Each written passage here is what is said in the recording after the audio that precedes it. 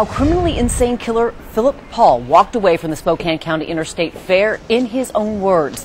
Today, Paul described to us why he escaped, and he apologized. KXLY4's Erik Loney spoke upon the phone. It was surprisingly easy. Yep, one of Paul's friends gave me the phone number to call. I called. I asked for Phillip Paul. I was transferred to a phone, and someone answered it. I just asked for Phil. They went and got him, and we talked for more than 20 minutes. And my first question to him was, what happened last week? I haven't been adjusted to my medications very well. When I get my shot, my mind files get all upset and everything. I can't think right. I messed up. I'd been inside the building, 15 minutes a day for the last year, and when I got down to the fairgrounds, I just kind of, thought, well, I would try to go see some sunshine for a few days or something. Phillip Paul says he saw an opportunity to escape last Thursday, and he took it. He jumped a fence and walked away from the Spokane County Interstate Fair. So did you plan the escape? Well, no, not. I was thinking ever since.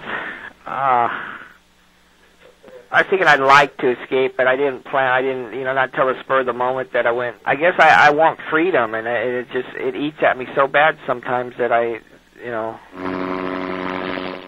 Paul admits telling a friend he'd been released and getting him to give him a ride out of town. He says he hid in the woods where he used to camp and fish a few miles from where he grew up. Were you going to come back? Well, I figured they'd catch up with me sooner or later, and they did, Are you dangerous, Phil?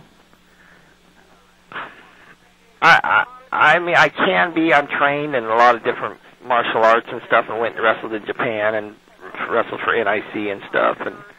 But my nature is not fighting. I'm a loving spirit. I want to love, but it seems that my environment that I grew up in taught me that I had to fight. If you were released, do you think you'd hurt someone? No, I don't think I'd hurt somebody.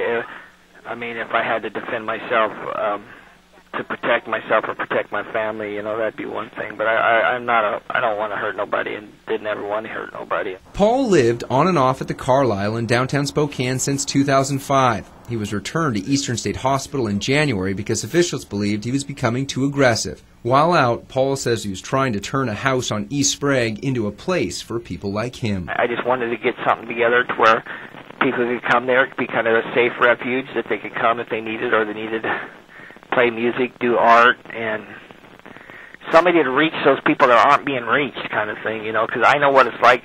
Once you get in the system, it is very hard to get established anything. You can't get a job, you can't get, Paul says he made a mistake when he killed Ruth Motley 22 years ago, and he's ashamed for it. He says he also regrets running away last week.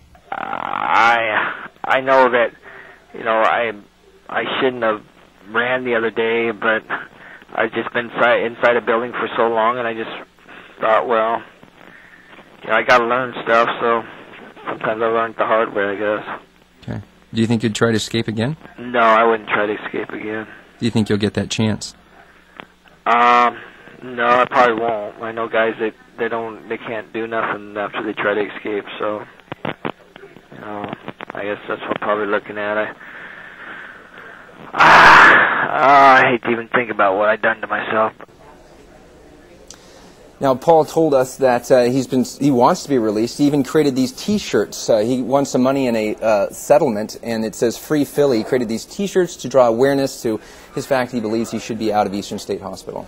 You talked to him extensively, 20 minutes. It's a pretty long time to have a conversation. What was your take on him? He seemed very lucid. He at times very articulate. At other times, he'd start on something and then just take a tangent, go left field. But I can see he has a mental illness. You could tell from our conversation. But he was on his medications, and the state did release him. We debated whether we were going to talk to him and air it, but the state did feel he was safe enough on his medications to be out in public as he was. So we felt it was important to tell his side of the story, and that's what he wanted too.